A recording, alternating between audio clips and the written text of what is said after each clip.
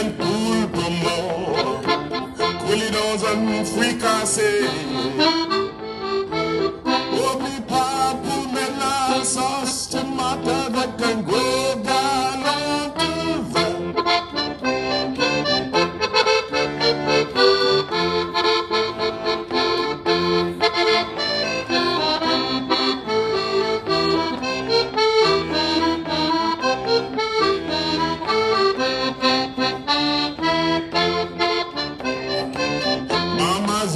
Joséphine, il reste tout sur la roue du Dauphine, glissé dans un petit babine, cassé ses petits jambes fines. Oh mais salut dame, salut dame, salut dame, mais bonjour, salut dame, les émois.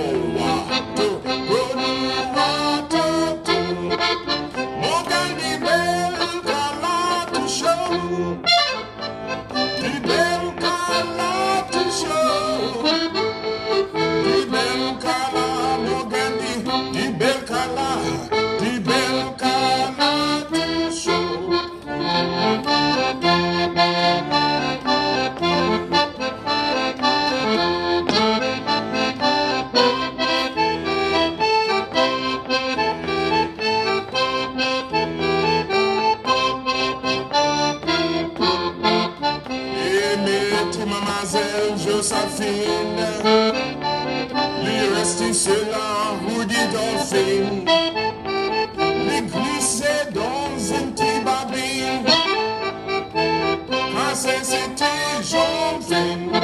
Oh mais salut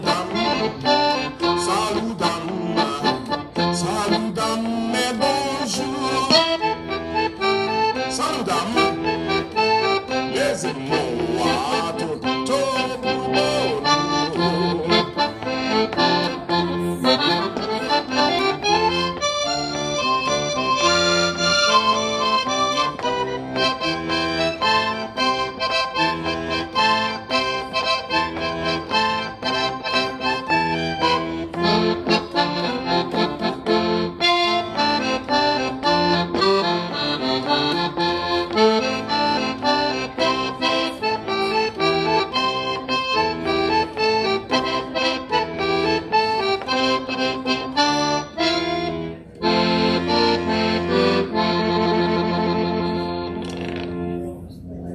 Salut dame.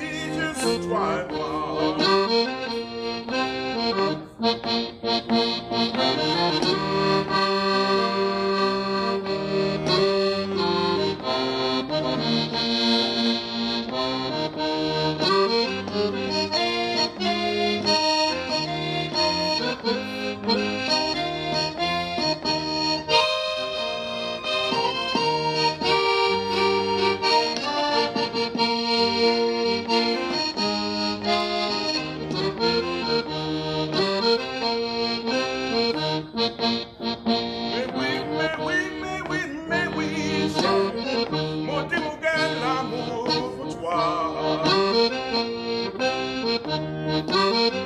Mais oui, mais oui, mais oui, mais oui, mon gars, l'amour pour toi. Mais tu restes mon vieux bouquet. Oh oui, juste toi et moi.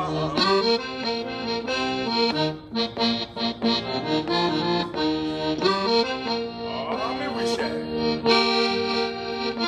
On va aller monter mon vieux bouquet. Petit promenade, côté le grand bail. On se l'appelait nous, juste toi et moi, maman. Pour que ta maman et ton papa aient pas de moi.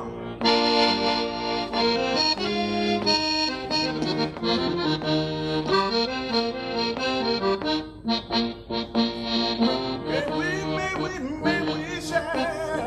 Mon Dieu, mon gars, l'amour pour toi. Mais oui, mais oui, mais oui, mais oui, mon gars, l'amour pour toi.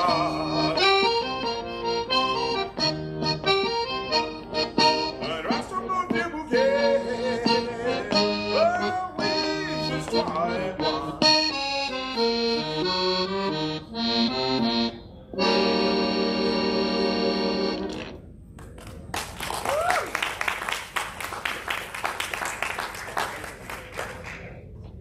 Palm mic, très bon. No, Palm mic. yeah, it's not working, you know.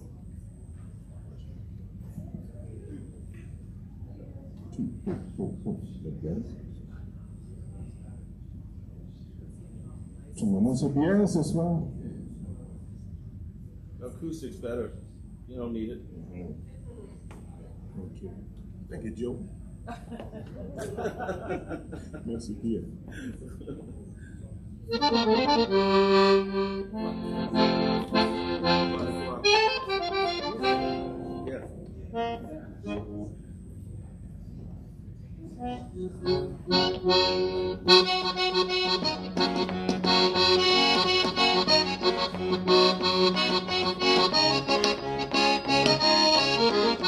Hey, mama, hey, mama, hey, mama, me quando per le connection, sai come passa lì, sai come passa lì, e tava nel fanno, me dai il taglio,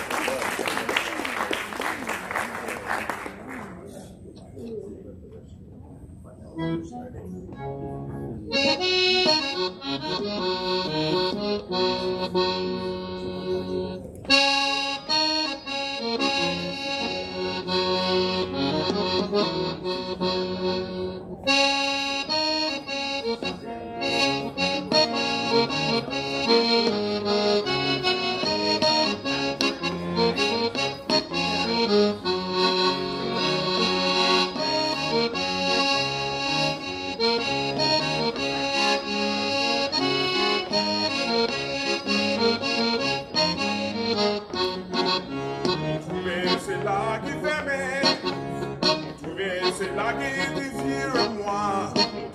C'est là qui fait là il était là-bas dans la Louisiana.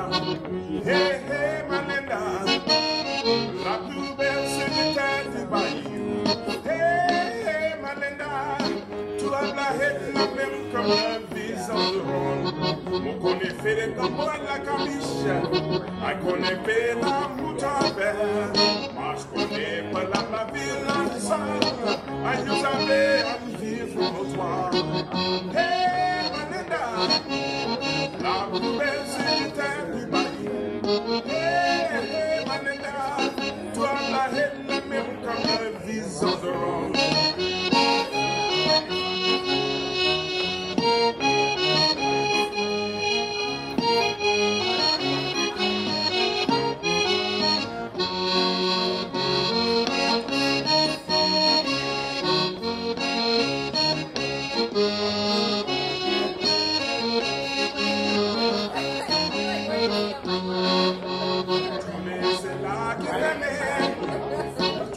C'est là qui désire moi.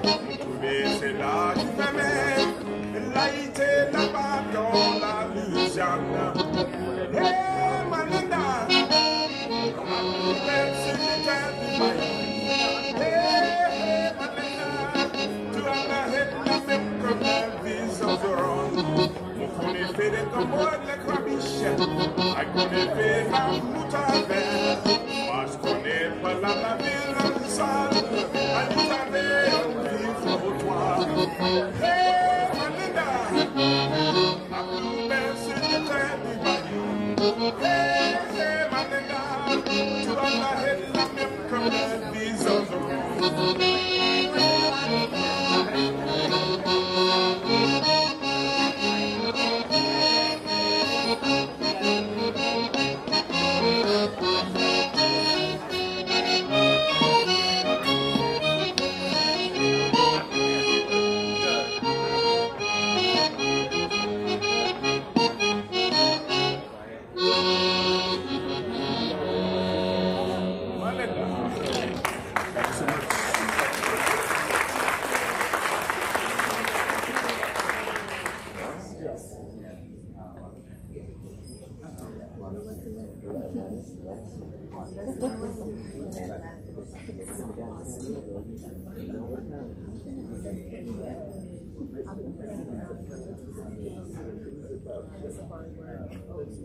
No, I want to do this part, but we have not did it.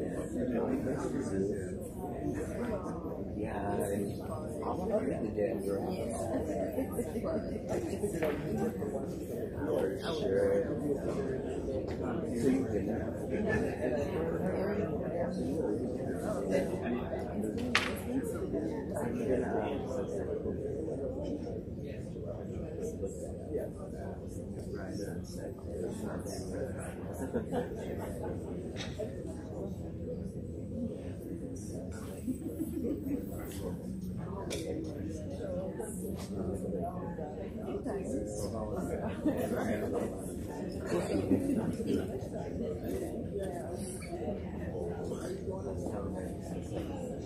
Oh, right.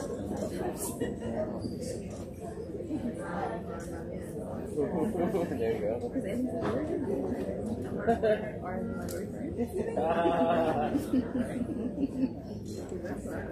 Right.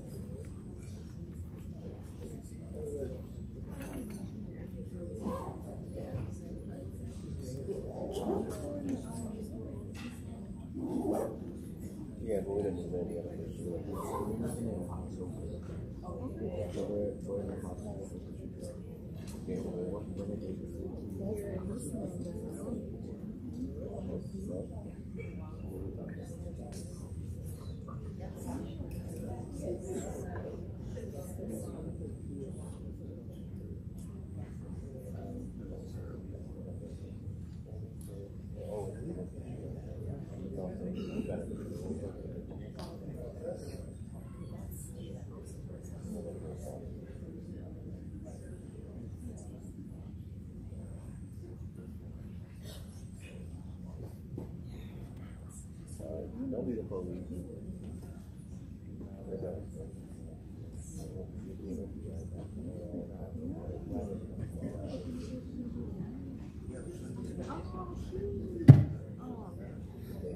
Hello, good evening. Good evening. Good evening. All right. Great to see everybody here.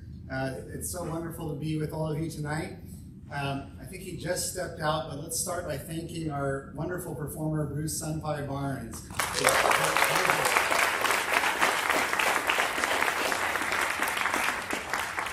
Bruce is a living legend of Zydeco Cajun Creole music, and we're so blessed that we have him here with us tonight. My name is Max Krockmal. I'm a professor of history at UNO, and I'm the director of our program in Justice Studies at UNO, which is a sponsor for this event, along with a bunch of other groups, which I will introduce momentarily. But first, I wanted to hand it over to Monique Verdun, who is going to lead us in a river acknowledgement.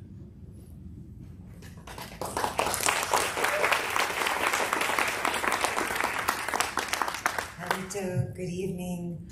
I just want to recognize the Mississippi River. Many of us are carrying that Mississippi inside of us. And if there wasn't the Mississippi, there would be no land for us to be able to gather here today, tonight, to share time with each other. And just want to recognize all of your ancestors and my ancestors and the ancestors who have made home here, who have called this place home, who have passed through and migrated and survived in this place. And especially want to just recognize Bayou Sauvage and Bayou Gentilly, which once flowed right past here, through here, flooding its banks and building this land. So, yeah, looking forward to this evening and so grateful to be with all of you and grateful for all the waters that are in our bodies and in our air. And, yeah, okay.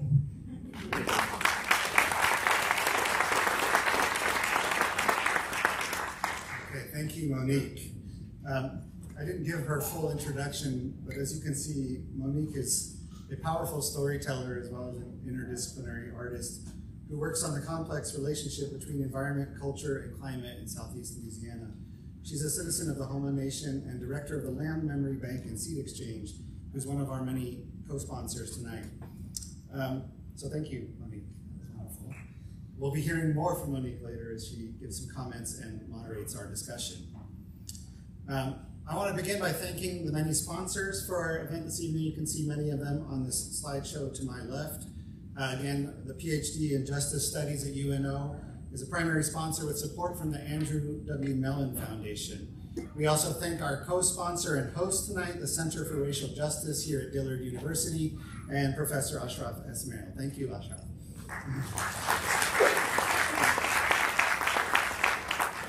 We also have benefited from the support of the Ethel and Herman L. Midlow Center for New Orleans Studies at UNO, led by Professor Molly Mitchell. She's out there somewhere. And we wouldn't be here tonight if it were not for the Neighborhood Story Project led by Professor Rachel Brunley. So thank you very much.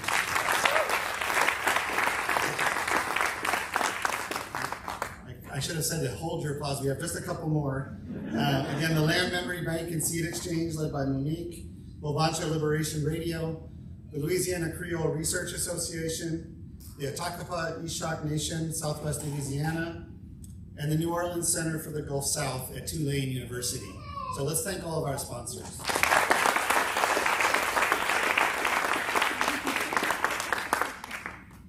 This really is a collaboration, as you can hear, of many community organizations as well as 3 universities, several projects working together, again, support from the Mellon Foundation. And we're so glad to be able to engage in this conversation tonight and to really fulfill our mission of bringing humanities to the public and doing so in collaboration with a wide range of community organizations.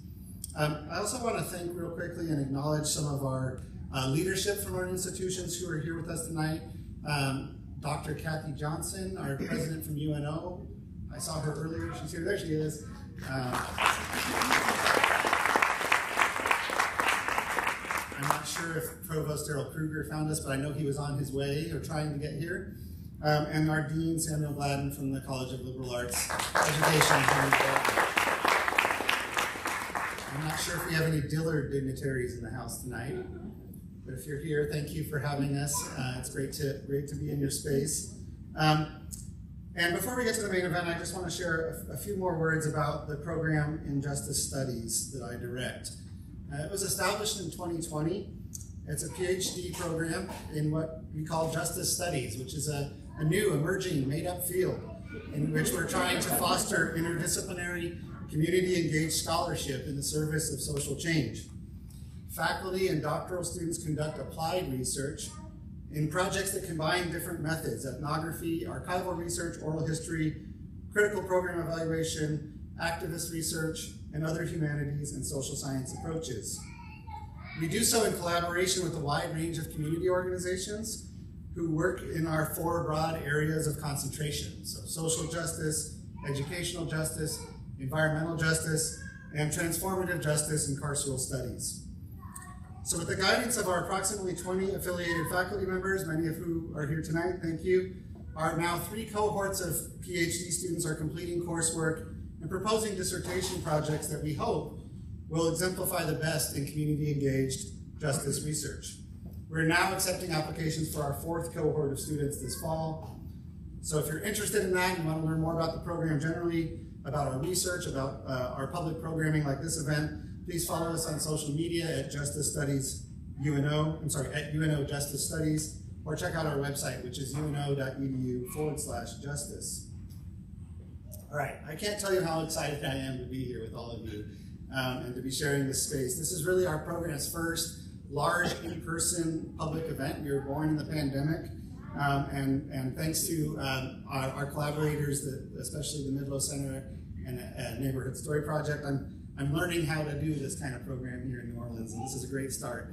And we're so happy to be here with the Center for Racial Justice as well. So as a historian of U.S. history, African American, Latinx history, as a scholar of ethnic studies, and I myself am a relative newcomer to New Orleans, I found myself taking over this program and having so many questions about the overlapping Creole, Black, and Indigenous cultures of the city and of the state of Louisiana. I knew also that we needed guidance in moving closer to our goal that I just laid out of facilitating justice research for the common good. So I'm so glad that I came across the work of Dr. Andrew Jolivette, our keynote speaker for this evening. So, without further ado, I'll introduce him. Dr. Andrew Jolivette is professor and department chair of ethnic studies, as well as the inaugural founding director of Native American and Indigenous Studies at the University of California, San Diego. His acclaimed scholarship, writings, and presentations examine Native American, Indigenous, Creole, Black, Latinx, queer, mixed race, and comparative critical ethnic studies, leaving no room for the rest of us to do anything. Dr. Jolivette is a former professor and department chair of American Indian Studies at San Francisco State University and a Ford Foundation Fellow.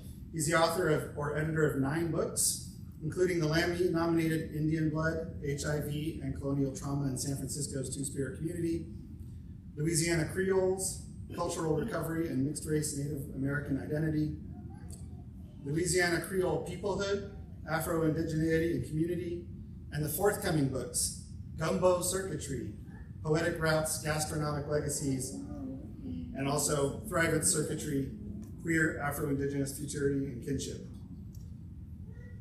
Dr. Jolivette is an enrolled member of the Atakapa Ishak Nation of Louisiana and he is his tribe's former tribal historian, and is born of the Sunrise people of the Tissi-Heron clan.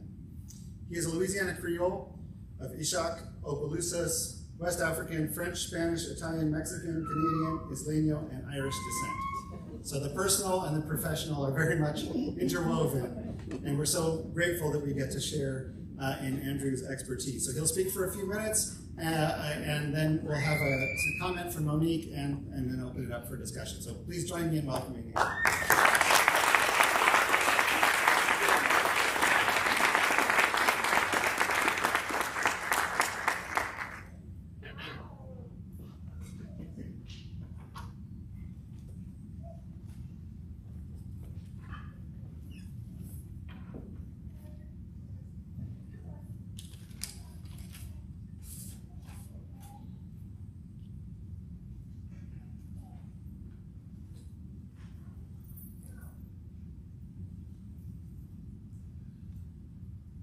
The smoke from the boucherie fire still burns.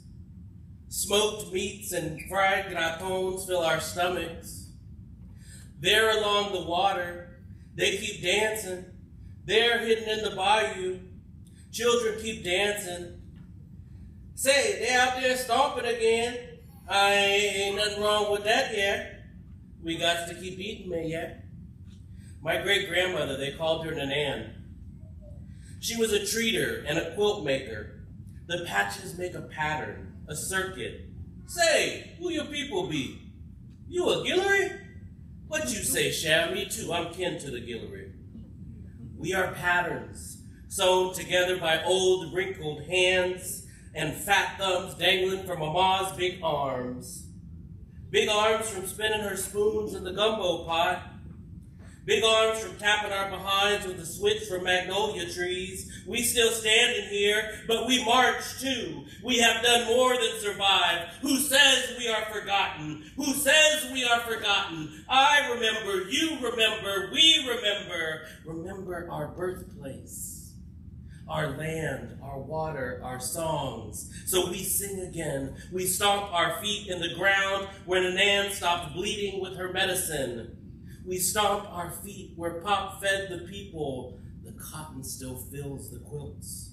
The crawfish still float to the top when we flood them out. Creation begins with all our relations. So we stomp and we live and we begin again. We thrive, and we thrive. We are a people. We are a circuit.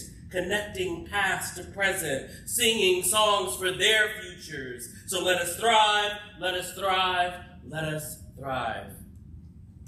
Yitowi Hoki Sakus, Andrew Jolivette, Tisiki Popolusa Takapapi Ishak. Good evening, relatives. My name is Andrew Jolivette. I descend from the Tisiki Popolusa Heron clan of the Attakapaw Ishak of the Sunrise Peoples, born at the eastern side of the Attakapaw traditional homelands here in Louisiana, in the Southwest to be specific. I am the son of Annetta and Kenneth, grandson of Isabella and Andrew, Gertie and Howard, the great-grandson of Leela and Curtis, Eva and Edward, Rosina, Francois, Allie, and Eli. I was born in Yalamu. This is the traditional territory of the Ramaytush Ohlone in what we call San Francisco. Today I live in the traditional and unceded Kumeyaay territory at the man-made border between what is known as San Diego and Mexico. Let me pause for a second. Borders, right? All these places that were created, we invented them to keep ourselves cut off from one another, right? How we do and don't recognize tribal and indigenous peoples in this nation, it's about extraction, right? Through data, right? Erasing our existence, attempting, but we resist as they resisted right in Congo Square. As they resisted all across this state, all across this country, all across this hemisphere. I want to acknowledge and give all thanks and blessings to the organizers of today's event and to the many beautiful indigenous peoples of this territory, this ancestral homeland of my own peoples. This evening, let us commit to the greater visibility and respect for tribal identity. Let us move from just acknowledgement, right, land acknowledgement, to resources, to rematriation, to returning the land. to the rightful stewards. This evening, let us talk about land taxes that should be paid to support the United Homa Nation, the Chitimacha, the Isle de Jean Charles, the Tunica, the Biloxi, the Choctaw, the Attakapaw Ishak, the Pointe-au-Chien, the Apache, the Coushatta, the Natchitoches, the Jena, Caddo, and the many other indigenous, Afro-Indigenous, Black Indian, Creole, Isleño, Cajun, and other mixed-race peoples who this nation has fought to erase, disappear, extinguish through a data and archival and census paper genocide. It's interesting. I've done Louisiana Creole studies for many, many years. I remember coming here for the very first time to New Orleans in 2003, so some,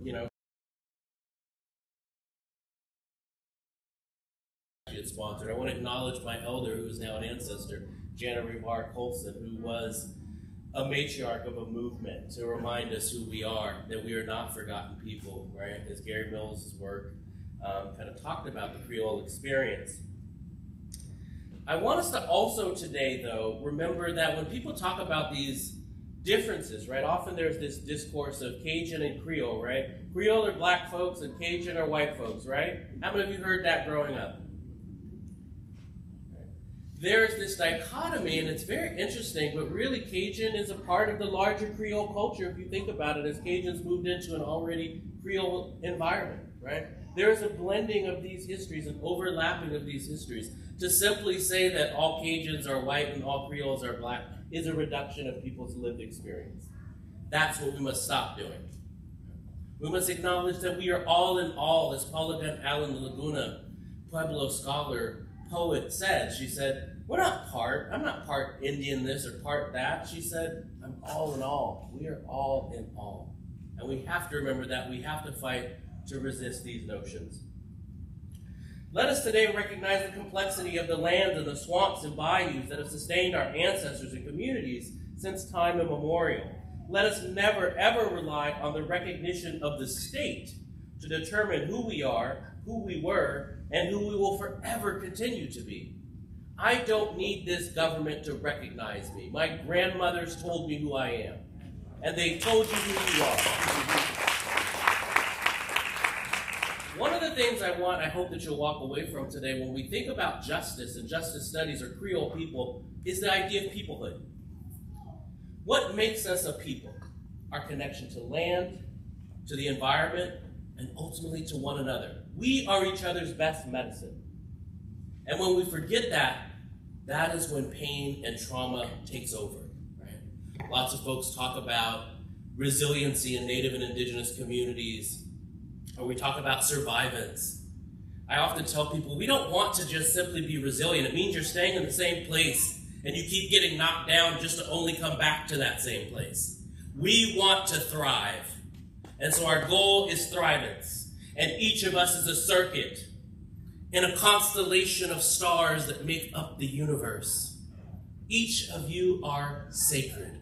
You are sacred, you are sacred, you are sacred. Never let anyone tell you different. That is the tragedy of colonization. That is also the tragedy of the notion of citizenship, because we use it to tell people you're crossing a border, or you don't belong, or this isn't your territory. I further recognize and acknowledge and stand in kinship with the other indigenous peoples of the territories where you all live and descend from.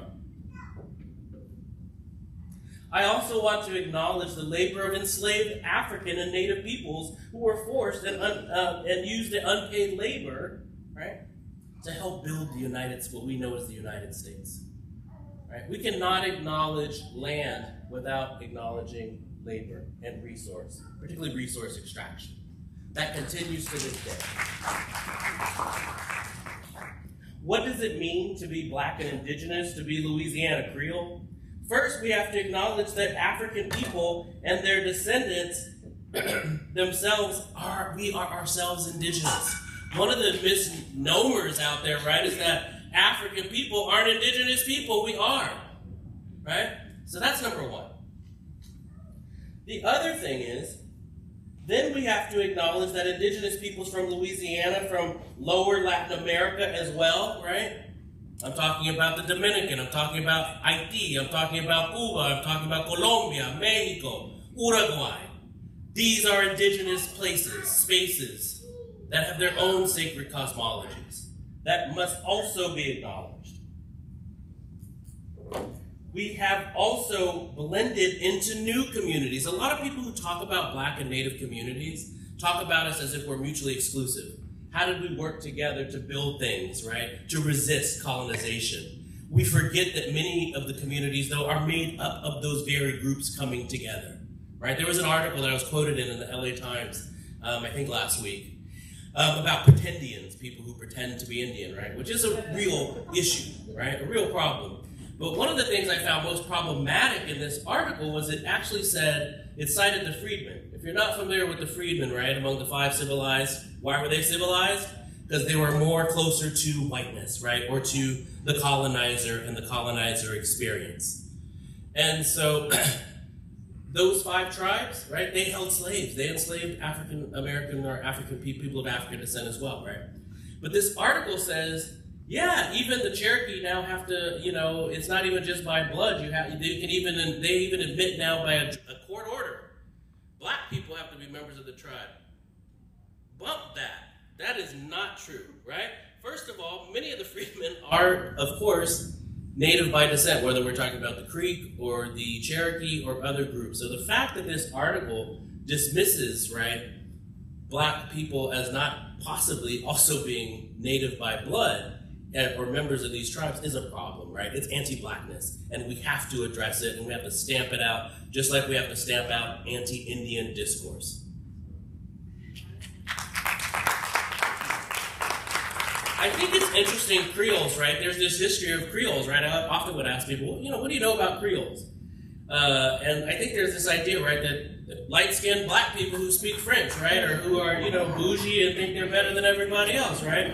That is very simplistic and reductionist. Maybe it's dated. Maybe people don't think that anymore. I think that is what the history books or the social spaces have tried to attempt to say about our people. But at the forefront of every movement for justice, Creole people, mixed race people actually stood at the front to say this is not going to happen in our name. That is not to say that there weren't people who were passing, who were racist, who were Creole, right? And thought they were better. That is a true thing too. It's a both and we have to deal with all the complexity. That's what justice also means. And so we have to move from notions of citizenship to notions of peoplehood and kinship, which allows us to center Black and Indian ways of knowing and being. It allows us to utilize what I define in term rem arbitrium. Rem arbitrium is something that, is discussed in a recent book that I co-edited with other colleagues, Creole leaders, Gerald Barth and Rain Prudhomme Cranford. And in the book, Louisiana Creoles, Afro-Indigeneity and Community, we talk about this idea of defined purpose. Rem arbitrium. How do we center our peoplehood? How do we define our own purpose on this land, on this planet? How do we see our responsibility as stewards of this land, right? So to do the work of research justice, right, that the folks at UNO and elsewhere, all of you in this room, I would say, in your own ways, right, do the work of research justice. And in that, I thank you, because it is ceremonial work. It is hard work. Often it's painful and thankless. But what I say, in order to get to thrivance, you have to get to radical love. And you can't get to radical love until people who share vulnerabilities with other people who've had the same experiences come together, accept that trauma, but also remember what my dad always told me, never let anyone steal your joy. So you bring that joy together along with that lived experience, even the traumas that may exist there, but you don't live there. We are not damaged. We are beautiful and brilliant, shining stars, meant to make the world better than we inherited it. So a poem about blood. What does it mean when blood doesn't remember? What does it mean when your CDIB card, certificate degree of Indian blood, trumps cultural practice, kinship, and blood memory? Where do the waters bend at the sight of bound bodies and remove names and bodies? When no one knows you but you, and then you pull out your card, does your grandmother care about a card if you can't even stitch? Stitch the stories of your memory and kinship, stitch the broken bones of red and black and white bodies, stitch the patterns of ongoing tridents and ceremony. What does it mean when blood doesn't remember that we are more than a colonial story, a trauma, a disease, a hurricane? What does it mean when blood doesn't remember, right, that we are more than a trauma, a disease? What does it mean when white-passing academics with and without cards stand at violent gates, they becoming the masters, the self-selected arbiters? How colonial of you to tell me and them who we are. Have you looked in your own oppressor mirror? Does what reflects back terrify you so horribly that you seek only to destroy, to disremember? They will come for you. They will come for us. They will erase in their own violence, in fears of their own inadequacies. Who chooses? What words, events, histories are enough? Is the oral tradition of my making not as true or as read as your card? And what of your card when they terminate, right? When they terminate, or when your children's children will no longer qualify for enrollment? Is it only ancestors' names that get you remembered? Who knows your name in community in real time every day? What blasphemy exists when your mission becomes erasure and destruction of community in the name of real Indians?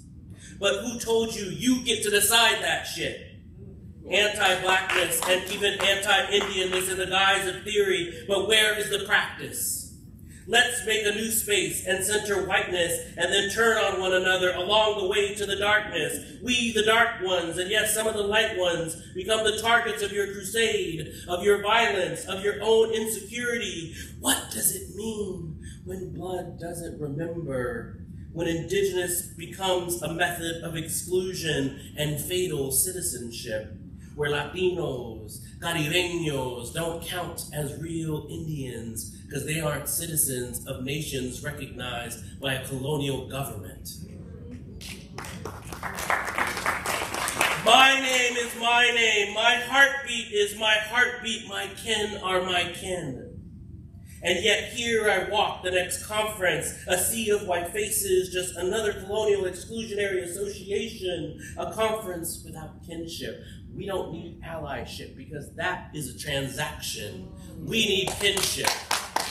We need kinship networks, we need practice, and we need to bring in, I've said the word white lots of times, you know what, you're part of that kinship circle too. We need to bring back that culture also, because part of that colonial violence has sought to also rob people of their Spanish, their Irish, their German, their English, their Dutch culture and heritage in the name of white supremacy. It is a disease to all of us. You have no right. You only decide your own path, not his, not hers, not theirs. Blood of my blood, ancestor of my ancestor. I carry to fire each and every one of you. Breathe. Respira. Respira. Breathe, my relative. I call out to you, not in theory, not in books, leaving no blood memory behind, not in conferences, but here on bayou waters and red dirt, this Black Indian discourse, this Creole heritage genealogy that is as long as the rivers, is more than a trend, a moment. It's a history, a kinship maze, a knot, a root never broken. Those who use paper wear masks themselves. Masks of colonizers and terrorists rob us no more. We are blood memory, floating and rising, floating and rising, floating and rising. Rising to the top of waterways and ceremonies where we dance, where we sing, where we remember. I'll take the water over your paper any day. I'll take the kinship over your citizenship any day. I'll take the blood memory over terror any day.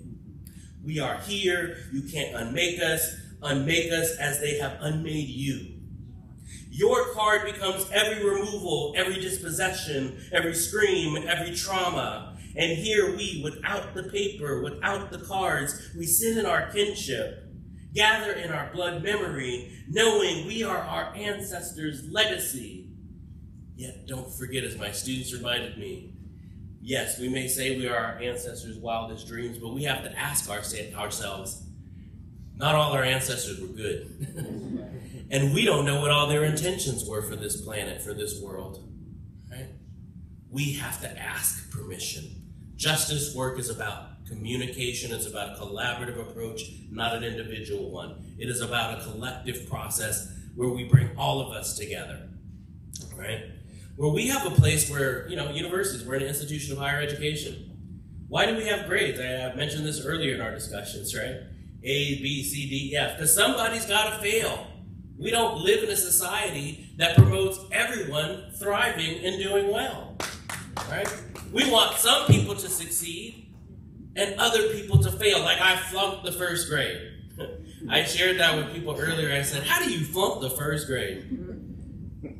You take bad naps. No.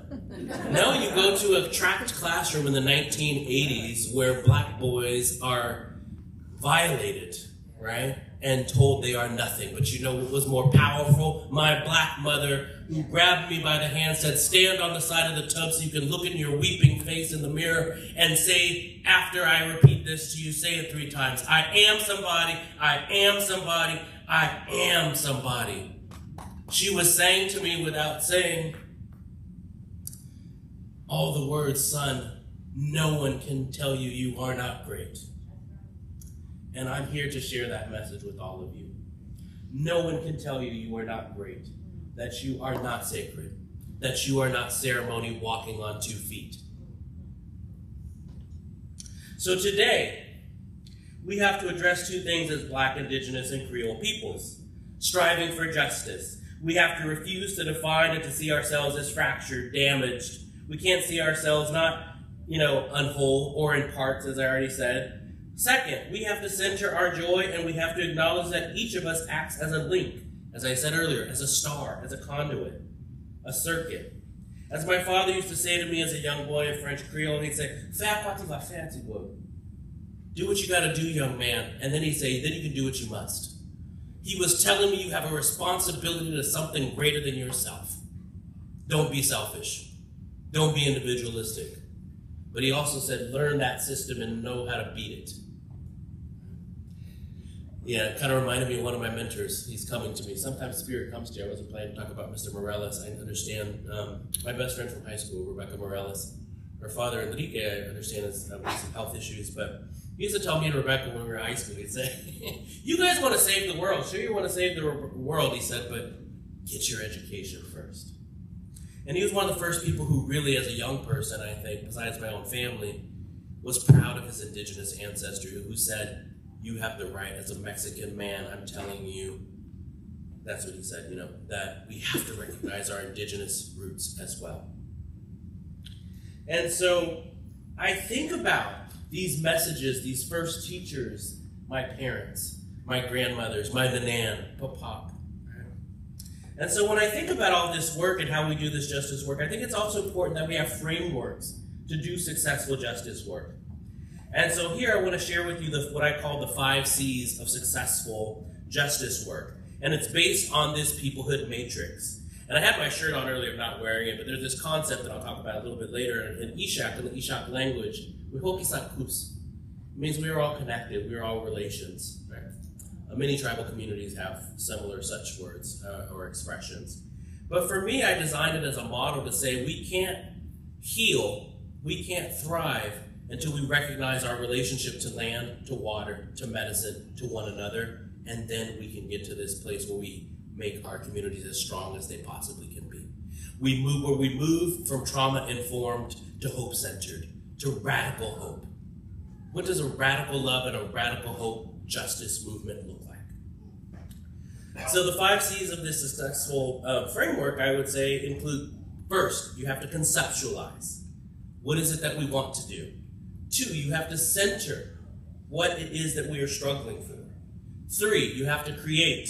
What are we going to do that's new? What are we going to do that's different? I shared earlier that I remember facilitating a panel with Colleen Sis, the tribal chair of the Winnemucca in Northern California and Shasta area, along with Jason Ferreira, a former colleague of mine, and Dr. Angela Davis, former Black Panther professor, a change agent around carceral violence in particular. And I remember something that Angela said that night. She said, I asked the panel, I said, is it better for us, is our goal in justice movements to reform society or to transform them? She said, Andrew, it's both. We can't be delusional and think that we're going to tear down all of this in one day. It doesn't mean that we're not going to try our damnedest, right? It is that there are moments where we have to do the reform work, and it's a both and, right? It's like if Max told me, I told the people earlier, both and thinking is so important to justice. If Max said, Andrew, I love your shirt, but you know what? It would look much better in red. Well, both things can't be true. As soon as you say but, both things are no longer true. You're shutting someone else down. We have to understand that there are multiple realities, experiences, perspectives that make up who we are. How do we talk to each other then with those differences? We have to move away, right, from pedagogies and frameworks that are trauma-informed. We have to also collaborate and stop operating in individual silos, right? Intersectionality. Many of you all know what intersectionality, have heard that term probably before, right? That we look across our identities. In a recent chapter I wrote, I said, I think we need to move away from that now, actually. I don't want to think of ourselves in fragments. Think about a whole-centered self-approach for justice. Bring all of who we are to the table. Not, oh, how does this part impact that part? All of it impacts it. Bring it all with us, right? And I think that's what Creole, Louisiana Creoles in particular, because it's people who come from multiple backgrounds, oftentimes, not everybody makes that choice as a Creole, right? To bring multiple identities with you, right? And so it's something that I think we can lean on in justice struggles. And so whether we're talking about the environmental racism in this state, on this red dirt, on these swamplands, or whether we are talking about climate justice, racial justice, gender justice, we must always, always center our own common purpose as stewards of medicine, healing, goodwill to all that is living and breathing, including our waterways. Right here, right, I was consulting with some folks who are working on a film on that over at Dijon. Charles talking about the coastal erosion, right, referring to tribal people as the first climate refugees. I actually don't like that language, right? I don't know that we want to describe people in their own territories, right, as refugees. And honestly, even though there's a growing field and one of my colleagues is a leader of it, right? We did it during Katrina, right? Oh, they calling people refugees. It's a pejorative term. It's been reclaimed in many ways. In fact, my colleague who's brilliant, Yana Spiritu at UC San Diego, is a founding figure of the field of critical refugee studies to actually push back against some of the discourse that we describe, right? But we have to, right? We have to think about and return to a couple things that exist that we can lean on as well in indigenous communities and Black indigenous communities, Creole communities. We have the United Nations Declaration on the Rights of Indigenous People, UNDRIP. This tells us that we have the right to live lives that are sustainable and just. As Creoles, as Black, as indigenous peoples working for justice, we must recall our own original teachings. What did our mama and our papa teach us? For me, I carry with me the medicine philosophy of my great-grandmother, Rosina Guillory Fontenot, who I wrote about in the poem that I opened with tonight. And I also think about my great-uncle on my father's side, Eli Jolivette. They were both medicine people, what we call in Louisiana, that many of you are familiar with, tattoos or treaters. Nanan treated blood illnesses. She was able to stop bleeding. These traditions were most often passed down from one generation to the next, from female to male or male to female, in order to keep balance in the teachings and medicine work. Not always, and not in every tribe's tradition. To restore our place in the world, we need to recognize our right to exist, to define who we are, and to include indigeneity in that cultural and historic present-day fabric of who we are as Creoles. When I came to that conference 20 years ago or 21 years ago, Creole Studies Conference, Sybil Kine, who those of you who are Creole scholars may know Sybil Kine's work, and I think it was Mel Martinez, a filmmaker, also from this area. They fought it out in that conference room, I will tell you. You know, she was talking about Lawrence Welk and the kind of music and cultural traditions of Creole people, and Mel gave it to her and said, no, you was listening to James Brown like the rest of us. It was a very interesting kind of black-white, bipolar, dichotomous kind of thing, though. She was celebrating and upholding this European kind of part, and then he was over here, you know, kind of upholding like a sort of, I wouldn't say, because he actually really talked about in his film, too white to be black and too black to be white. He was trying to look at both things, but look at the definition. It was too white to be black and too black to be white. But it didn't actually talk about indigeneity. So when I came, I was most curious, like, why are Creoles, why is no one talking about this? Right? Or at least I wasn't finding people. Thankfully, I found Hiram Gregory up at the Creole Heritage Center as well. And other people. And today I look and I see folks in the audience, my cousin here, Malia and Joseph, and other people, right, who are out there, that this is their life's work, right? I think that that is so beautiful. And Monique, who is a trailblazer, thank you for your love and labor, for the stories of your grandmother that you hold and you continue to share so unselfishly. She is proud. So we have to, right, acknowledge and see the growth and the progress and the thinking. And I'm thankful to Sybil. She was brilliant. She was ahead of her time, as was Mel. And now we can have more conversations where we include this other part of ourselves that was erased. Until 1920, under Act 220, just to give you one thing as an example, and this happened all over the U.S., Virginia was classic with this too. Act 220 said that you were defined until then. They reclassified Indians as Indian for the first time. Before that, they were classified as colored. So you want to know why when you go on the census, right, and you're looking for these old records and people are like, y'all aren't Indians, it says you're all colored, so you're black, right? Actually, it's because there also were Indians who were classified as colored. But the thing is, you look at the Reverend Hebert's Southwest Louisiana records. Anybody know what I'm talking about, right? They have the Native American records. Those are so flawed. I mean, they're not flawed, but they're limited. Those are just the ones they captured through baptismal and other church records. We don't know, because you would go into people's homes just like other tribal communities. You have brothers and sisters, same parents, with different blood quantums and fractions. Who does that? What animal does that? Where we fraction, right? I remember a cousin of mine, she's into genealogy, and she said, what's an octoroon? What's a quadroon? What does that mean? Because she doesn't know much about these terms, right? And I said, so I was trying to explain it, and I was like, wow, no wonder she doesn't know. This is so fucking stupid, excuse me. Like, let's just be honest, right? Like, oh, you're 1/4, you're 1/8, and then she's like, well, how does that work? I said, well, it means one grandparent. Well, wait a minute, so-and-so, because she was asking about a real-life person, one of our ancestors, who was part Irish and a bunch of other stuff, right? And so she says, well, how come he says she's a quadroon or whatever? And I said, well, you know, it means one of the grandparents. She's like, well, no, they're not, because so-and-so's from this. I said, well, that's what it adds up to, right? That's that you get to this point. But who thought to do that? All over Latin America, the casta systems did the same thing, even more complicated. Trigueños. You have people in the Dominican Republic who will say, oh, yo no soy negro, right? I'm not black, right? So indio oscuro. I'm a dark-skinned Indian. Bump that. BS, right? You better claim, you're Indian probably, but you're black and Indian, and yeah, you got some European too, but let's stop doing that, right? Let's stop doing that. And it's beautiful to see the conversations that are opening up all across the Americas, right? And so to restore our place in the world, we need to push back, right, on all these different things. And so taking community voice, experience, and what I term inheritance refusal into account, I argue that a full array of intersectional methodologies, whole-centered self methodologies, must focus on subjectivities and lived experience. We were told for the longest, researchers and community cultural experts, you are researchers, right, that we weren't supposed to talk about our own experience. We had to be objective. That is the worst thing that anyone could have ever said. How can you not pay attention to your own experience, right? That you would be biased. Of course that's what people want to say.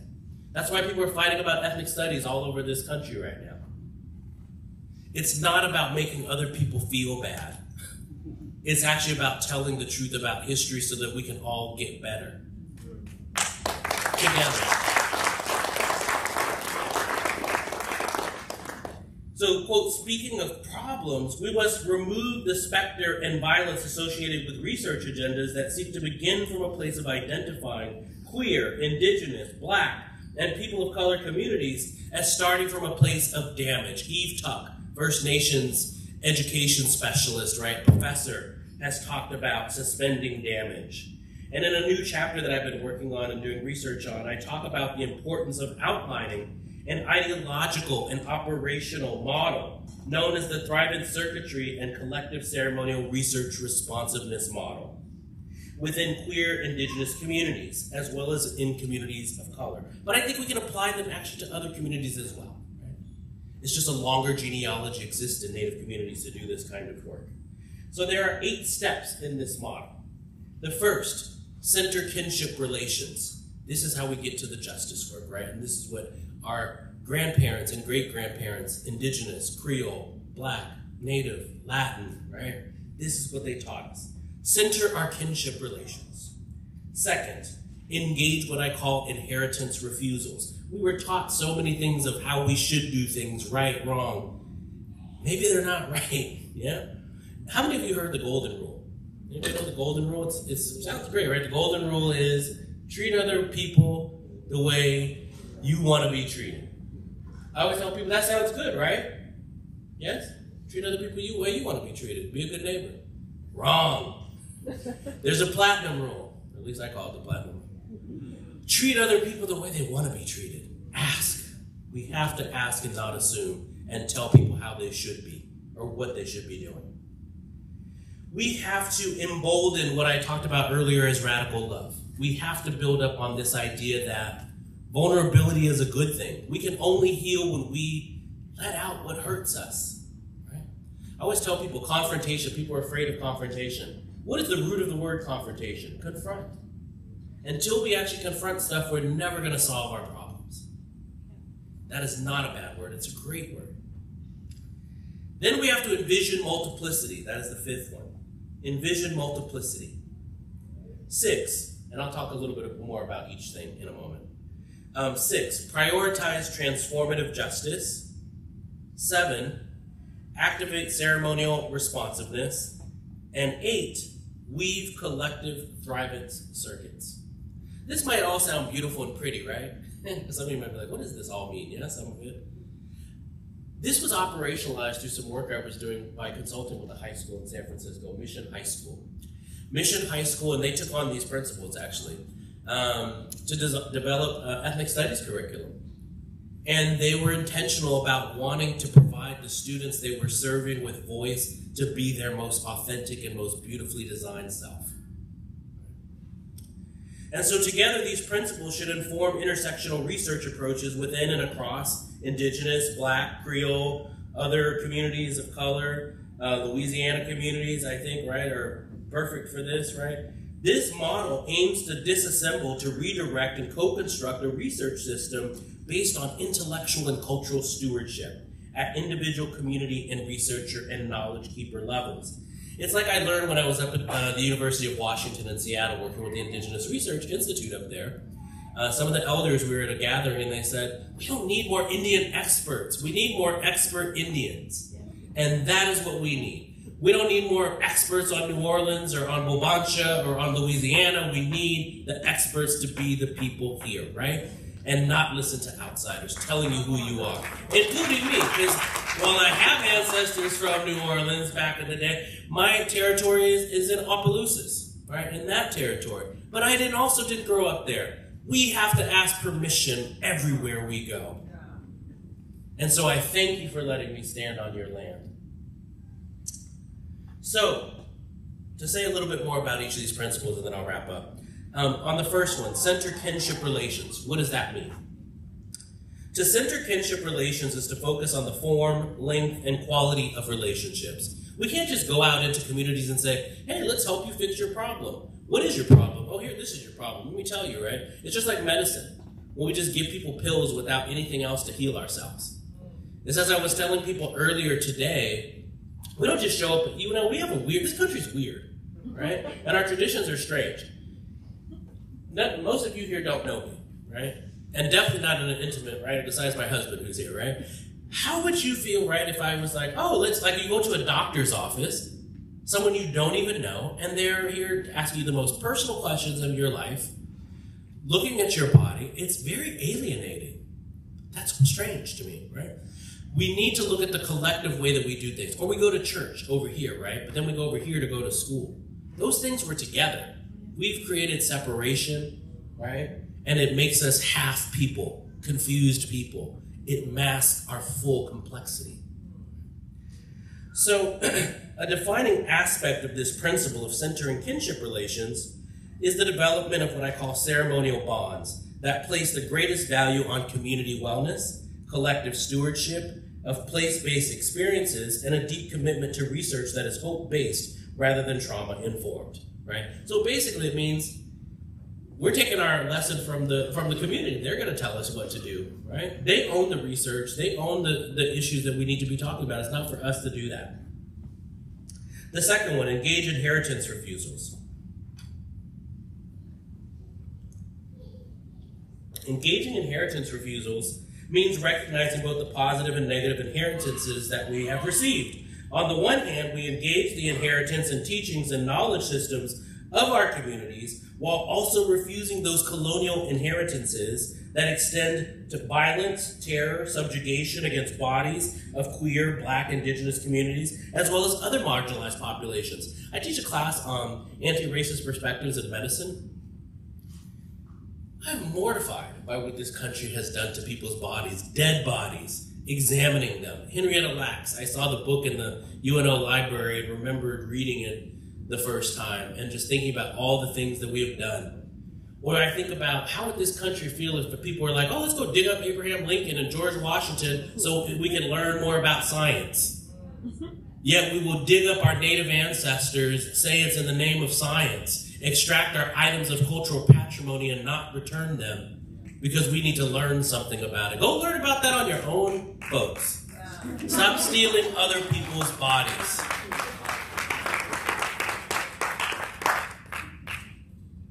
We should first engage before we can fully refuse ever again these ideas, though. We have to engage them first. We can't just pretend they didn't exist.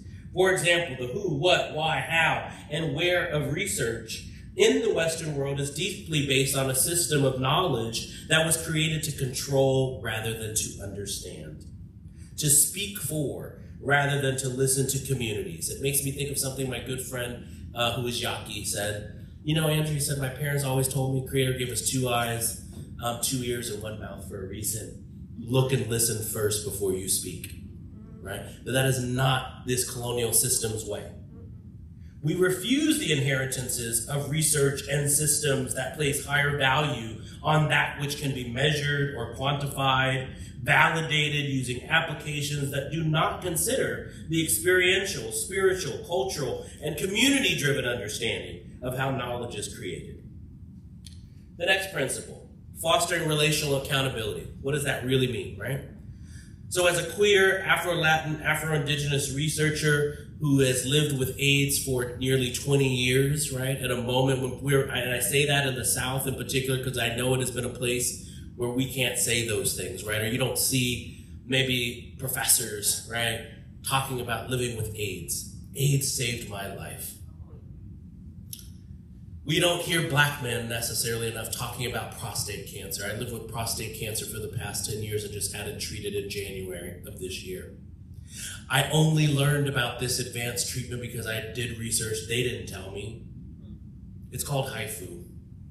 Tell your friends, tell your family, tell your brothers, your cousins. Be good relatives. It's not just those health things I just mentioned. It's all the health things that so many of us face. Alzheimer's, dementia, caring for our elders. How we treat older people in this country is disgusting. It is an abomination. These are our elders who made this place possible for us. How we treat women and transgender people in this country is an abomination. We must fight back and say, not in my name. And that's how we foster relational accountability, right? We say that I am here and I carry multiple identities and I carry and I share your story. When you share it with me, now I have a responsibility as I tell it to other people. So we have to stop, listen, build and co-create, reflect and reassess, and shift and transform to be successful. When we stop and listen, we are demonstrating our deep concern for the well-being of the whole person, whether it be in a Creole or Afro-Indigenous context or a queer context or a gendered context. We see one another as relations, not simply as data. To embolden radical love. Once we can foster relational accountability, we can then turn to embolden radical love. A project that emboldens radical love focuses on creating new and ongoing opportunities for individuals, communities, organizations, cultural keepers to identify areas of shared vulnerability while also addressing collective and individual trauma. How do we heal intergenerational trauma if we don't talk about it? We just keep living in it. It's illness, it's sickness, but we also can't think of it that way. When I was diagnosed with AIDS, some friends organized a prayer meeting for me. A Dene friend of ours, a medicine person, Daniel Freeland.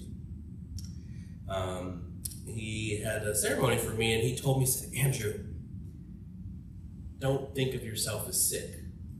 What you're dealing with, your brothers and your sisters are also out here dealing with. And when you tell your story, you're carrying their stories with you too. And I carry that with me today. Dan is also now an ancestor. What he was saying is that we are responsible for the wellness of us all, not one doctor when you go into the office. We need all of us to be praying and holding each other. When I went to Cuba for the very first time, 11 years ago, it was 1 year after my mother had passed away from breast cancer. I didn't want to go. My dad said, Andrew, your mom would really want you to go. It was a public health delegation in Cuba, this country that we have vilified, right, that we think is so bad, that has done so much with so little resources, has one of the best medical health systems in the world. People go there to go learn.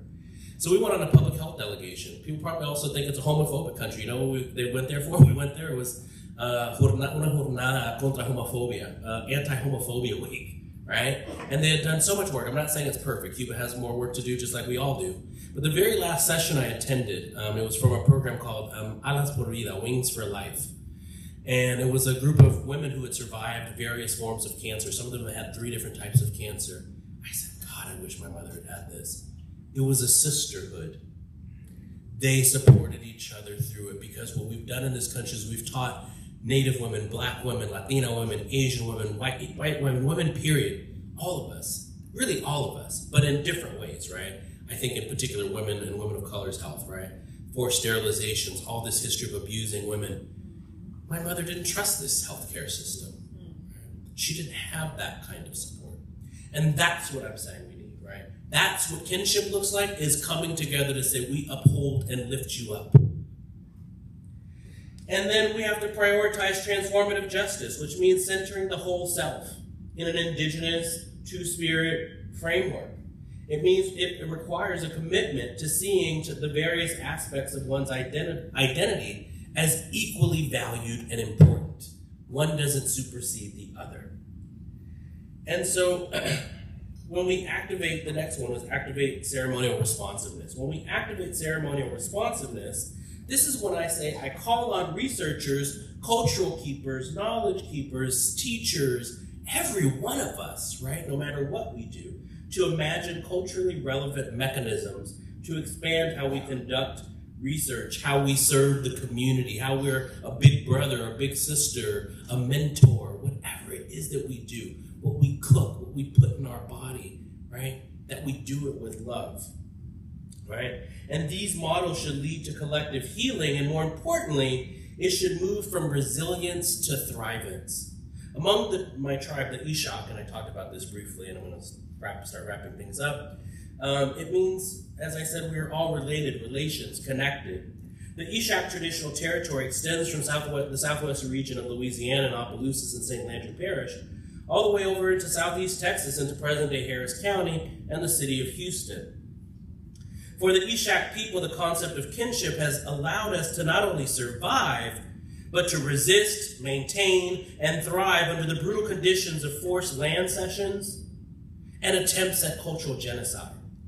When we go to the water, as we did at Bayou St. John, just less than a year ago, my co-authors and relatives, we went to the water, right, to have ceremony, to thank our ancestors who have passed on for what they did, and to say, help guide us, that we can be good relatives, so that we can be good ancestors also one day.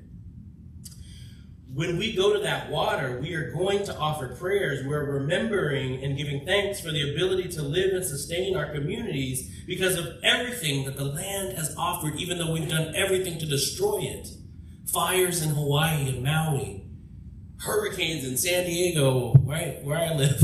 This is not what we should be seeing. As I seek to dismantle colonial research methodologies steeped in white supremacy, I want to center the indigenous knowledge systems and practices of my own tribe, of all of our communities. What are your original teachings, your first teachings? And how do we activate them to say, you know what? No one can tell me how to live my life and what justice means. I'm going to keep fighting for it with every breath that I have. And so as more and more universities and institutions and nonprofits, right, because we have to deal with the nonprofit industrial complex for folks who work in community boards, how do we seek remedies to adjudicate and reconcile injustice for Native people, for Black people? How do we think about this, right? So there are two specific areas that come to mind in this regard, and they are calls for cultural protocols, right? Let's set up cultural protocols before we're going into communities, working with people. Ask permission, let them be the ones to guide it, but also, you know, we should be writing up, we should be getting these things in writing. The university should be having memorandums of understanding. Tribes already have their own IRB or institutional review boards, right? IRB or institutional review, right, for people to go conduct research and get permission, they're not set up to protect people. They're set up to protect universities. And it's just like DEI, right? I don't know if you guys call it that here, diversity, equity, inclusion, or EDI, whatever you want to call it. Honestly, it's bullshit, right? It's a neoliberal construct, right, to make universities look better without actually changing much of anything.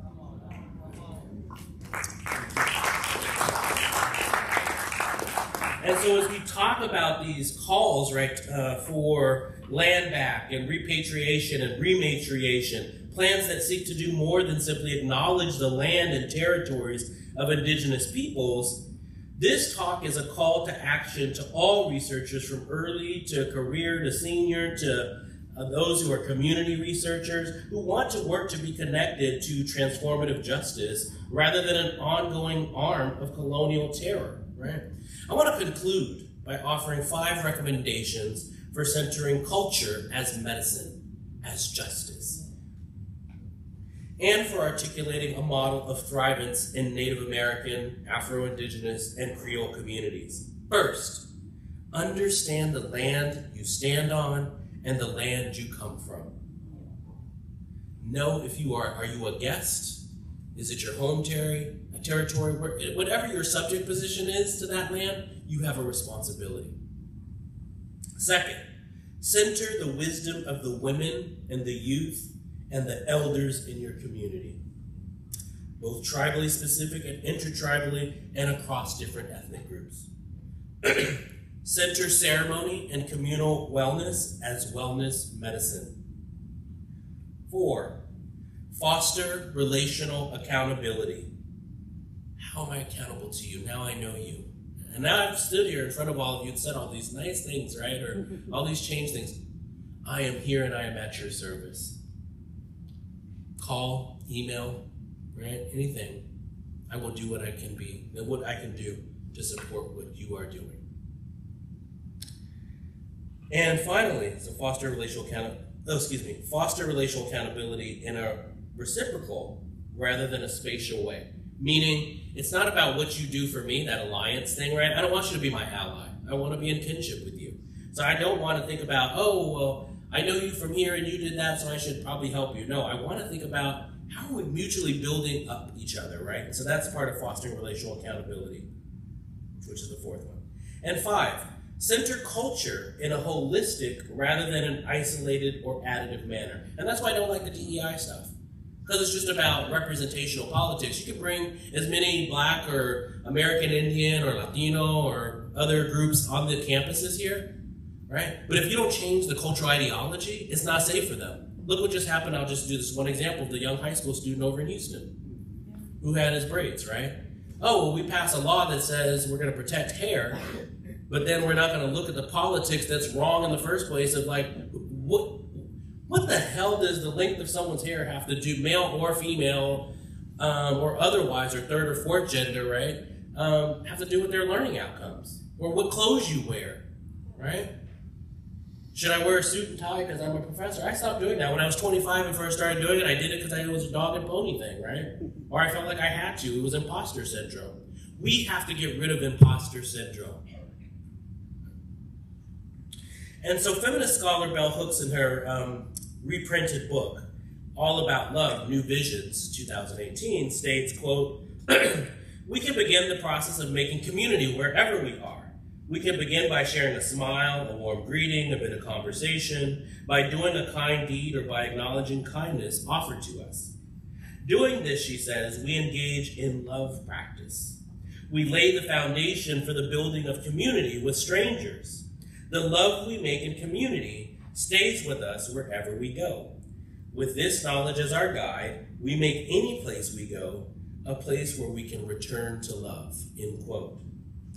I want to slightly amend Hook's statement in that we begin with our communities rather than with strangers. How are we going to become close to strangers when we don't actually try to start here first? And that's what radical love and vulnerability is.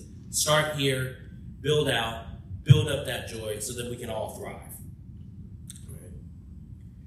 And so I want to encourage us to actively seek to love and find joy and mutual respect with and among our own relatives and communities. I want us to collectively and intentionally enact joy circuitry, the passing of joy from relative to relative. And in this way, we move close to Black liberation and indigenous self-determination, Creole peoplehood, justice. From this place of healing, I believe that Afro-Indigenous communities, Creole communities, right, that love is born again and again for the generations still yet to come. And from this point of departure, and with the centering of this thrivance model, we hokisakus, we are all connected. We can collectively find joy through healing with others who we share common kinship. When we thrive, when we center reciprocity as culture and as medicine, we will know that no matter what, we will always remain a people. We remain. No time shall pass, no secret shall remain, no night shall fall, no day shall begin. Begin without the sun pointed at your heart. Begin without the meeting of the soft white pebbles, motionless and solid, yet transformative still. My rock, my stone, my ancient temple of remembering, open, untold, and shadowed stories of remembrance. You were born at the end of Black, or is your dad Mexican? Is he Spanish? And then part of my family, to be honest with you, growing up, one of the stories I tell in the Louisiana Creole's book, the first chapter is called Who is White? Because I wanted to really question this idea that in a book James Davis wrote many years ago, Who is Black was the name of the book. And it's always people of color. We always have to decide like who it is that we are. And I was like, what about people who are saying they're white, right? What does that actually mean? And this passing happened in quote reverse too, right? As Creole people who get like kind of labeled like, oh, you're Black. And I also thought, well, yes. And my father and I have very different lived experiences though, right? And we have to acknowledge that, as challenging and as difficult as that may be. Like I told folks at dinner last night, I think this story where my dad, I was actually in grad school at San Francisco State in a master's program, American Indian Studies and Ethnic Studies, and there was an older African-American woman, Rose, and she said, Jolivette. That's why you heard me say it. I was pronouncing it the way she says it. He was asking me about the pronunciation of my last name earlier. Anyway, this Rose, classmate of mine, she said, "Is your dad Ken?" I said, "Yes." She said, because he worked at the post office, both my parents did. And she said, "Your dad really helped me out. I couldn't get an apartment. I kept going to place after place, and they would tell me it was available. When I showed up, they were like, 'Oh, it's been rented.' So your dad went in on a covert mission, and it was available." So I don't know if she sued them. I can't recall like what she did, but she was then able to, identify these people. But I think it was a series of moments. But I would say really probably around high school. I started a student organization because no one was talking about race, period. And it was always important to me. I think I was telling folks at the talk earlier, my dad used to say, he said, "Andrew, look at this. Try to take it apart." And he said, "You can't. Do this. They're all individual." He said, "People of color are too quick to forget." When you are talking about the 80s and 90s, or you're like 7, 8, 9 years old and your father's telling you has this lens that is so wide, even though he's been told to just be in this box or bubble, and that both my parents articulated, they were saying, "Be all of who you are. You have a responsibility, and it's all beautiful." And even though they'd say stuff that probably now we probably might judge the parents, like, "Oh, look, you have this braid of hair like that," or just a little quirky, kind of stuff people say about racial politics. And then college, I would tell people, I had a friend, Afro-Panamanian, I'd be like, "You're black too, right? It's okay." And he did not want to, and years later, he's like, "I'm so glad you opened up that space," so that, like his dad, and they went to the Million Man March. And I think the thing is that we have long histories of telling people they can't be who they are. They didn't even have a Hispanic or Latino category until the 1980s. That was intentional. Someone asked me earlier, like, don't forget Middle Eastern and Arab American. Why is there no categories? Because we want to disappear people. We wanted to disappear indigenous people. And so in my family, because everyone talked about black, white, it always made me wonder, wait a minute, there's another part of us, and I knew about it, right? I knew it got talked about a little here and there, but you'd have to ask about being Native. And so I said, there's a gap here, and we have to address it. So that was really important.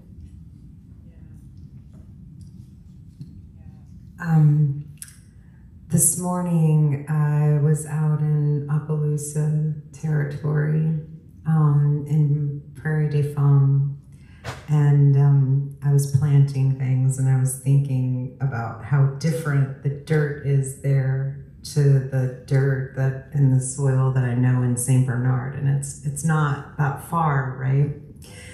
And I was just thinking about and knowing where we come from, and knowing whose land we're on, and curious to know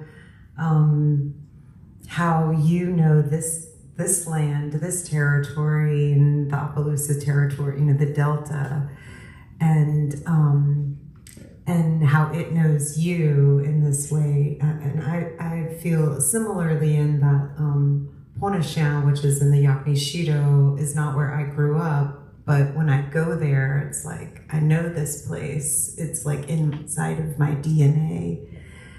And so, being outside of the diaspora and also representing Louisiana people, Creole people, Afro-Indigenous people from this place that is such a magnet and for migration and for water cycles in life. And thank you for being out there in the world and sharing our complexities. But yeah, I'm curious to know what you think Louisiana needs, and especially in this radical love, radical healing, which that's like a tough question. So it's a question to all of us as well, like in recognizing where we are, and all of the colonization that has created the consequences of our times. Thank you. I see it also as an invitation in many ways to ask that question, right? It's an invitation to all of us, right? To really think about the land truly, what does it mean? It's nice to say, right? But what does it actually look like to say the land is our relative? Right? I think what we need, what Louisiana needs, like most of the earth needs, is for us to do better to take care of it, right? And part of the taking care of it too is not just the physical, actual part of the land itself too, but it's also one another. And so I think what I would say, and even my own relationship to, I think about places like Opelousas, New Orleans, which for years I used to be like, oh, I don't have any family from New Orleans. Then I'm like, oh God, there's a ton of family that's from here. And I think it's also about relationship building. When I think about this city or Opelousas, right, I think about all the people who've left, who are in diaspora. Not necessarily, people who left because of work or things like that, but who were really kind of displaced in many ways, right? But also people who are living in diaspora. And how do we make space for people to come back home, right? And I think that's the thing that many communities, people want to go back home, wherever they're from, right? I think people say, even though I'm leaving for a particular reason, right? When people were talking about refugee, right, earlier, why people go someplace, right? There's these push-pull factors. People always have this notion of home, though. And so when I think of Louisiana, something Janet Rivard Colson, who I mentioned, said, she said, my daddy thought Louisiana was heaven. And she said, it's been that for me too. And I would say, you know what? I think my dad did too. I didn't grow up here, but I think about the stories he would tell me growing up in Bayou Mallet and being on the swamp, being in the rice fields. My great-grandparents were farmers. They were stewards of that land. And I think that we have to continue to think about that because it's going to disappear if we don't take care of it. So that's number one. But the other big issue I would say, and again, I hesitate because even having family from here, I've never lived here for an extended period of time, right? Visited many, many times over the years. But education. When people tell you, oh, you're last in education in the U.S., that's kind of like the whole you flunked first grade thing, though. Don't let people, I don't think we can tell people, actually, no, the state government is last. Not the teachers, not the students. The state government is last. And so I think that accountability, holding folks in positions of power accountable, but also inviting people back home. How do we find ways for people to come back? Because I know this city has changed and has not come back since the hurricane. But it's also about visibility. When I think about the people of this territory, both Opelousas and here in Bulbancha area, I remember Katrina, and one of the things we put together, a UCLA American Indian Culture Research Journal, was a whole edition dedicated to the invisibility of tribal communities during Katrina. No one was talking about what was the impact. And I think even now to this day, even though people are still trying to wrestle with recognition issues or things like that, I think the state's still trying to figure out, right? But we shouldn't also wait around for the state, right? We have to think about what are our own projects that matter to us. And so yes, one day it would be lovely to come home and stay a little longer. Oh, we're so glad you're here now. I'm not sure if we have a little bit of time, if there are folks in the audience who might have a question. We can just take a few and then have one more response. Okay, great. Yeah, we can take a few questions if anyone is feeling called.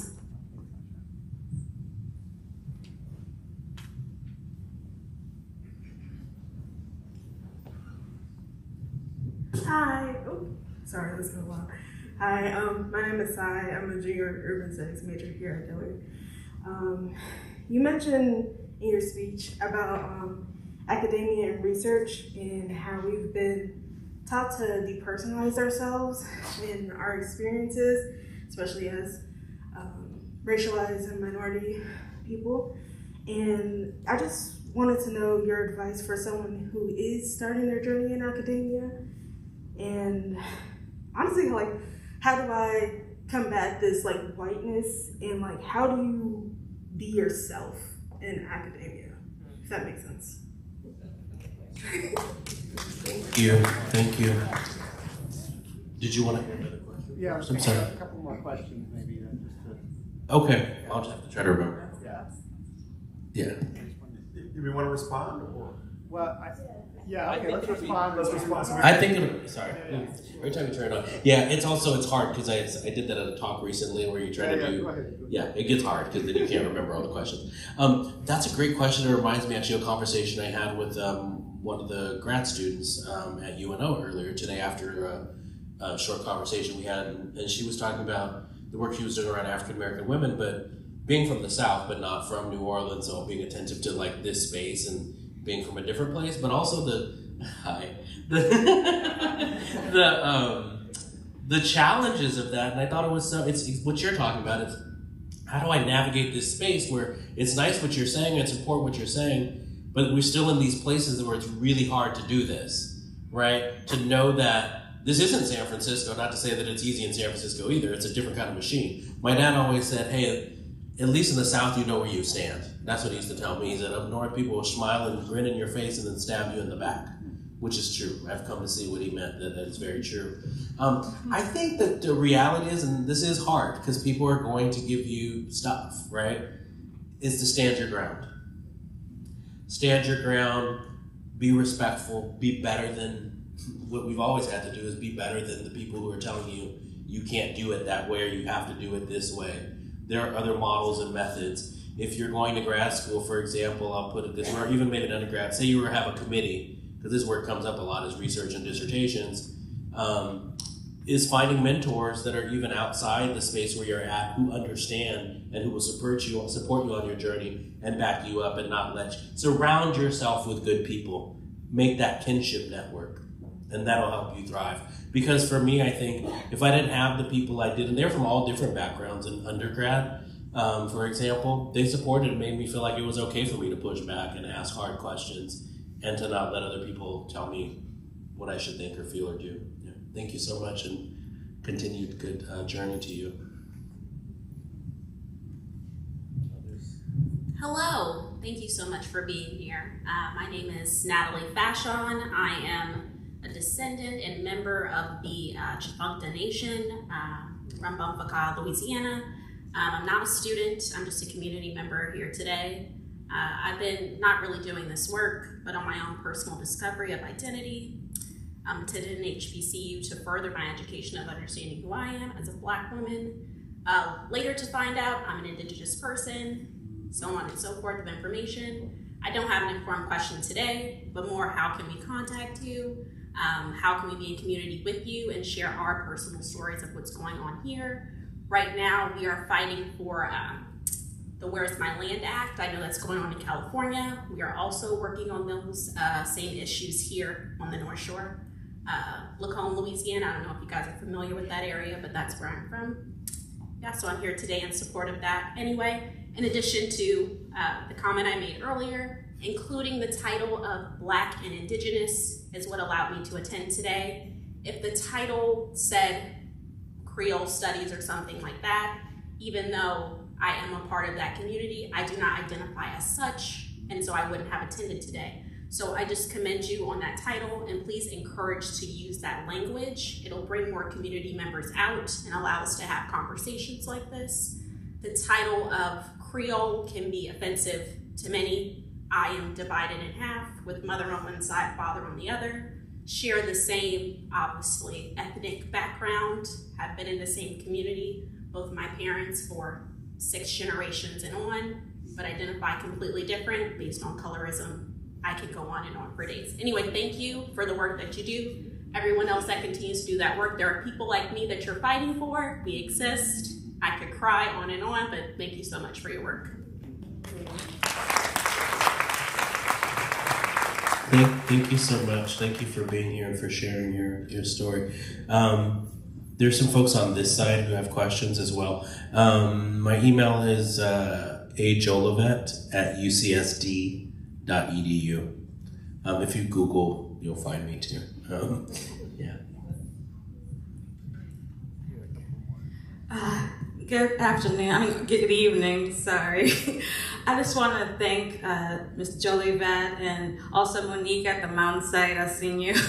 My name is Dion Davalier. I would identify as Creole primarily, but I also have, that's the funny thing, the North Shore, the Bailucum Choctaw roots.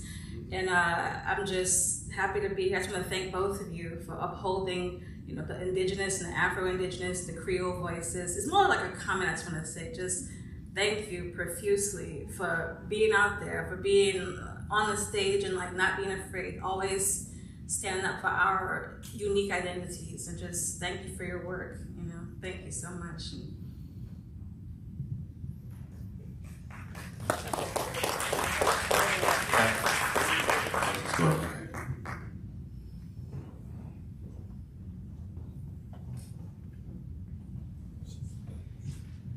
Oh, check, let me stand up.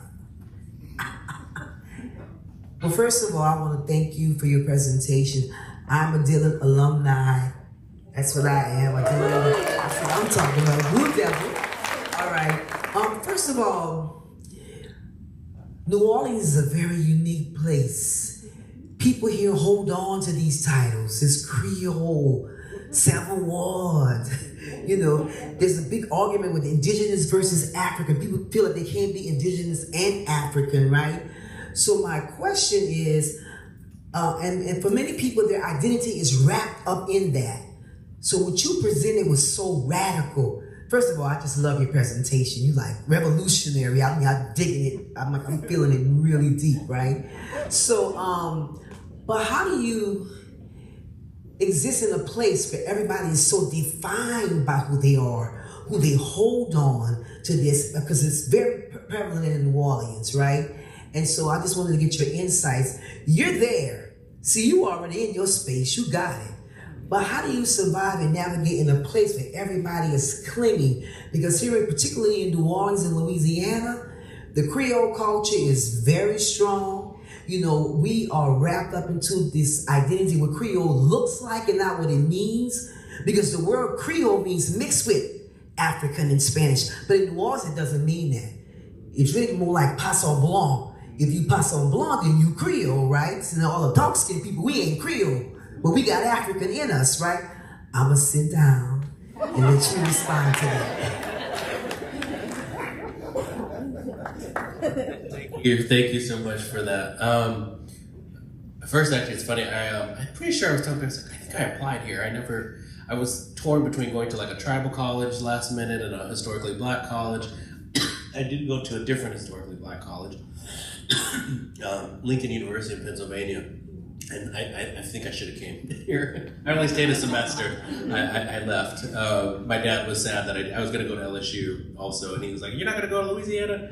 So I just wanted to kind of share that. But we have to have more events like this. We have to have more spaces like this. We have to have more gatherings like this. Those of you that are organizers, educators, you're also organizers, or please think of yourself as organizers. When you do gatherings in community, try to make sure that you're bringing in that wide net of different people and voices and experiences. Because you know people say, like I said, oh, it's easier in, say, a San Francisco or this place. It's not. The reason it is, I always tell people, it's just because representationally, right, there are more people who are like hold that mindset or just it's diverse in that sense. But that doesn't mean they're actually doing any change, right? That's an easy place to be in. I always say the hardest place to be sometimes is where it's maybe not as diverse actually, but people are doing good work in those spaces. Like the question about how do I do this in a place where I want to do work that people don't believe in? That's the power. So this place has always been powerful. It's ironic, like you were asking me about how to identify with this land space, and it's funny, not growing up here, your power is inside me, even though I never lived here. And I think that's something that can be nurtured, cultivated as you're all doing already, and just think, what are the more expansive ways to have multivocal conversations, I think, that bring many voices from many communities that say, we refuse not in our names, Black people are indigenous people, Creole people are indigenous, right? That even like you, as you were describing, but that's the hard part, right? Because why I use kinship and not family, right? Is because even family, sometimes our relatives are the ones who are abusing us. Kinship those are networks we choose. That's the family we choose and connect with. Right? So I think we have to do more of this. This is, like I said, this is ceremony. So I thank you for being here.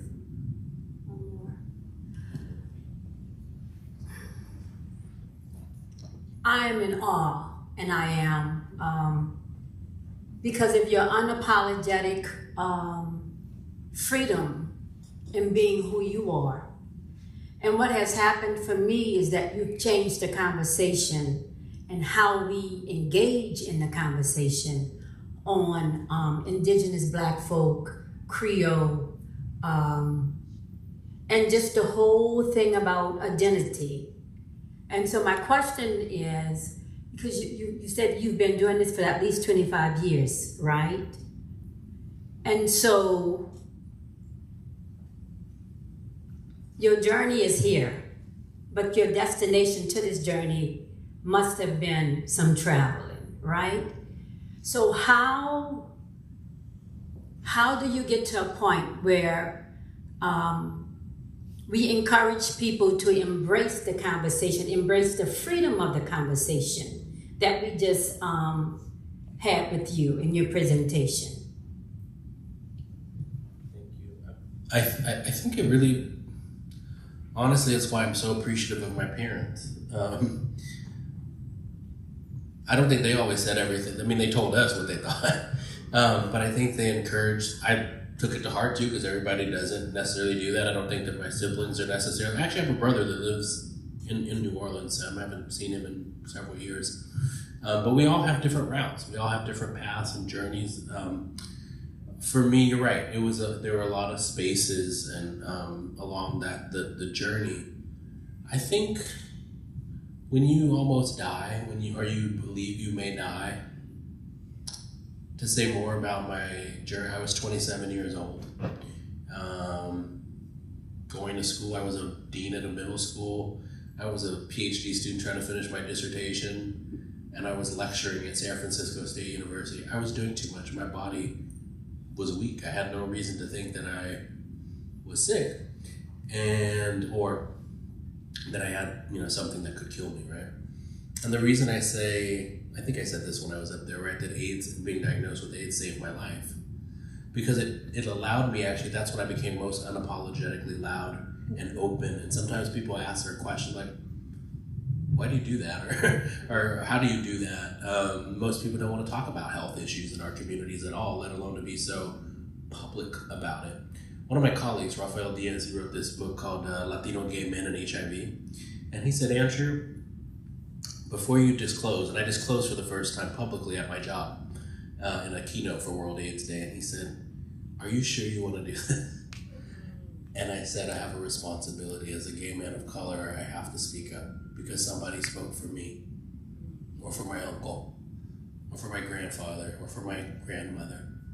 And so I think that's what I'm also saying here, right, is that it's about belief, I think, right? What is faith?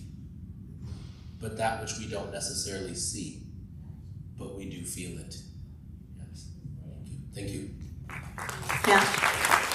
My name is Linda Bayham. I think what you've spoken to here is about culture. And when we talk about different spaces and put boundaries around them, some people get offended when we identify ourselves. We can't get away from that. It's our roots. My roots are where yours, your family is. I'm a Simeon from Southwest Louisiana. People, Bayou Malat and all those places. And there, my father, color, looked like him and everything, but he considered himself an Afro-Frenchman. He would say, I'm a Frenchman. That's his first language. My older brothers and sisters, all these people, and they lived a culture. And I think that when we start talking about white and black, we deviate from culture to the fallacy of race. And we know, and scientists have known since the 19th century, that there is no such thing. And race is born of a power dynamic from slavery, so that you know that the power resides in white, meaning the slaveholders, and then everybody else was something else, all these other names you came up with. And I would always ask my students to say, when they start going into this color thing, to say, stop doing the work of the slaveholder. Stop doing that. And talk about your culture. What makes you a culture? And it doesn't matter what part of the city you're from, that's who you are. And I think that what we must do, and following what you said, which I thought was just wonderful and outstanding, was that we have to meet at all these sections or intersections. But as the philosopher Elaine Locke said, we have to identify ourselves on our commonalities. What in my culture speaks to your culture? You know, and lastly, when I was in graduate school in the Midwest, my husband and I were in graduate school, and some of our closest friends came from various cultures, Appalachians, who went there. We were from down here in Louisiana, they were from Appalachia, and they told us how their children were being treated because, of course, you know, they're the hillbillies, and they're not as smart as people up here. We faced in some instances this whole color silliness. We had people who were from the Middle East. We had close friends who were from Latin America and so on and so forth. And what we did was we had in our apartment complex, which was like a little United Nations, we had a cookout. Everybody brought their food from their own culture, and we shared.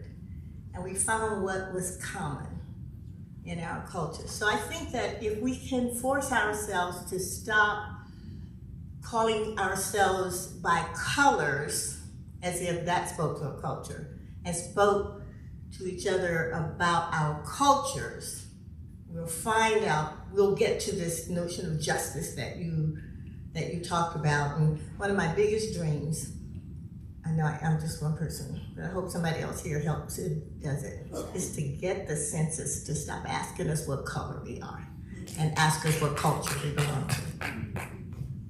Thank you. I think that's a great way to wrap up. I think if folks, I'm happy to stay and answer some questions, but something you said struck me about something I had remembered, and it's really about social movements.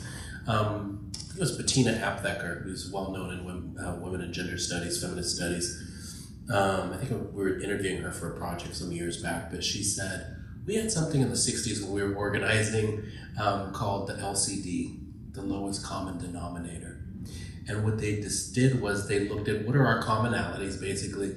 Let's remove all that we don't have in common, right? Look at what at the lowest level, what is our purpose? How do we organize around that as a starting point?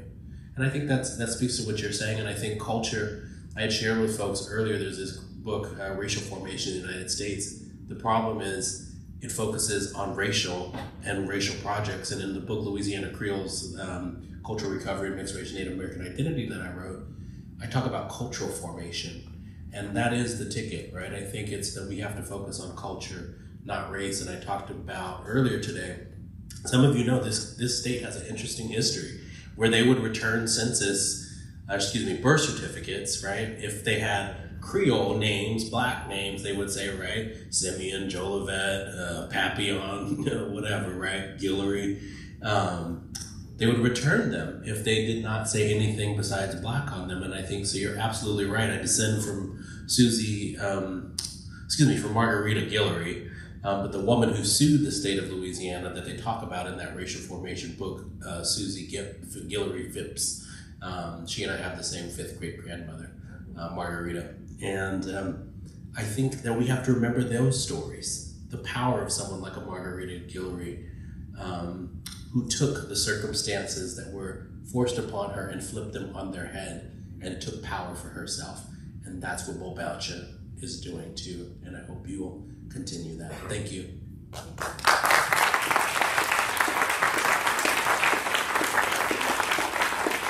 All right, before we close out, two things. Number one, this is a tradition at Giller. We want everybody to go on stage. We're going to take a picture with our keynote speaker together. We want everybody on stage before you leave. And secondly, if you've not filled out the evaluation, please fill out one at the door as you walk out. Let's have everybody on the stage and let's take a group picture with our speaker.